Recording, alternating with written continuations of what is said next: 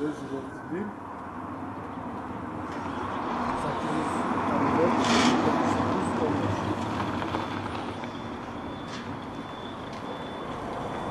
Sator var. Demin ağır bir saat oldu. Ön akılmış. İşte insan kahraman öldü ya. Bak şu an sakin durmamın nedeni ne bilirsen abi. Seni tatmin ediyor. He. Sen diyorsun. Dün gece saat 1-2 sıralarında kimliği belirsiz biri mahalledeki tüm arabaların camını kırıp kaçmış. Biz bunun farkına vardık.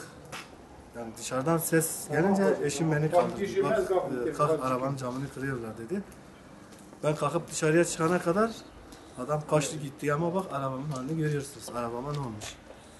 Yani bunun bir çaresi ve önleminin alınması gereklidir. Benim arabamın camını kırdılar, başkalarınkini de kırmasınlar yani yakalasınlar bu adamı. Yani ellerine ne geçiyor? Ellerine bir şey geçiyorsa, faydası varsa neyse. Hani şimdi araba cam kırmakla yani bu topluma, vatandaşa, millete zarardır. Başka da bir şey değil. Bu salı günü bizim arabanın 2.30'da komşum beni uyandırdı. Dedi sana arabanın camlarını kırmışlar. Biz gittik aşağı baktığımız zaman camlarımız 4 tane ön arka bir de yan 2 tane camımızı kırmıştılar. Diğer sokaklara baktık. Her sokakta da birer arabaların diğer arkadaşlarımıza, esnaflara ait hepsi camlar kırılmıştı. Biz emniyete bildirdik. Emniyet gelip rapor falan tuttu.